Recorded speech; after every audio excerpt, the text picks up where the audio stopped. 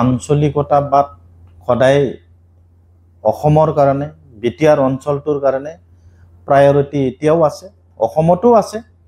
আমাৰ বিটিআৰ অঞ্চলতো এতিয়াও আঞ্চলিকতাবাদ জীয়াই আছে আৰু জীয়াই ৰাখিবৰ কাৰণে চেষ্টা আমাৰো আছে। মই নিজেও আঞ্চলিকতাবাদ বিশ্বাস কৰা এজন ব্যক্তি আৰু নিখিল বড়ো ছাত্ৰ সন্থাই হওক বা আমাৰ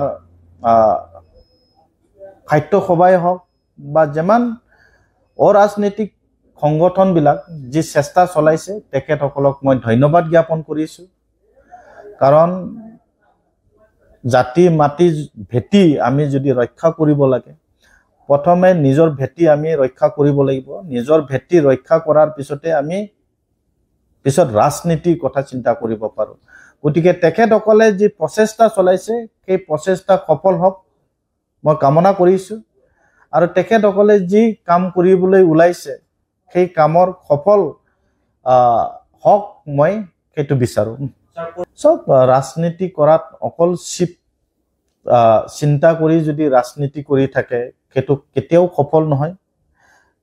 তেখেতৰ ভুল নেতৃত্বতে আজি তেখেতৰ সংগী তেখেতক এৰি পেলাই চব গুচি আহিল। গতিকে সংগীবিহীন এজন ব্যক্তি কেতিয়াও শিৱ হ'ব নোৱাৰে। সংগীবিহীন ব্যক্তি এজন কেতিয়াও দল চলাব নোৱাৰে, চৰকাৰ চলাব নোৱাৰে। গতিকে তেখেতৰ লগত ৰাইট লেফ্ট থকা যিসকল ব্যক্তি আছিল সেই ব্যক্তিসকল এতিয়া তেখেতক এৰি UPPL দলত গুচি আহিল।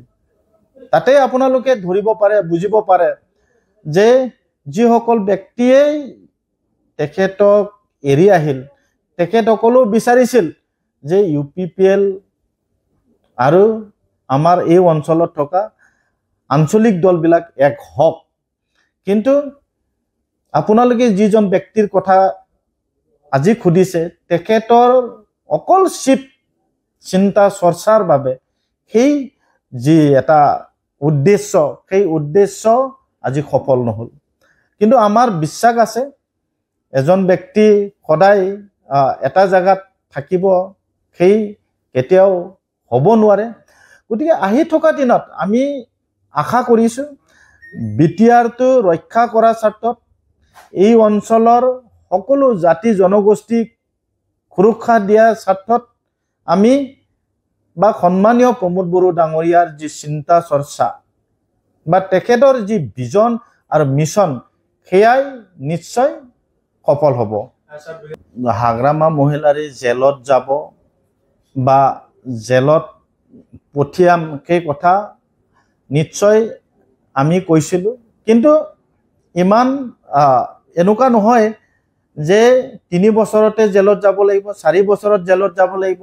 কিন্তু এটা কথা নিশ্চিত যে ভাৰতবৰ্ষৰ এনেকুৱা দুৰ্নীতি কৰা বহুত ব্যক্তি আজি কোনোবা চেন্ট্ৰেলৰ মন্ত্ৰী, কোনোবা চিফ মিনিষ্টাৰ, কোনোবাই যদি দুৰ্নীতি কৰিছে সেই ব্যক্তিসকল কিন্তু জেলত গৈছে। আমাৰো বিশ্বাস আছে 4 বছৰ নহয়, অনাগত দিনত এদিন হ'লেও যিজন ব্যক্তিক আপোনালোকে কথা কৈছে তেখেত যে জেলত যাব লাগিব সেইটো নিশ্চিত। গতিকে আমাৰো বিশ্বাস আছে প্ৰশাসনৰ ওপৰত, সেই সংস্থাটোৰ ওপৰত আমাৰো বিশ্বাস আছে যে সংস্থাটোৱে তেখেতক যি দুৰ্নীতি তেখেতে কৰি থোৱা যি অপশাসন আৰু তেখেতে যে কৰি গ'ল যে 2900 কোটি টকাৰ যি কেলেংকাৰী, যি ধাৰ, সেই ধাৰৰ তেখেতে এনচাৰ দিব লাগিব।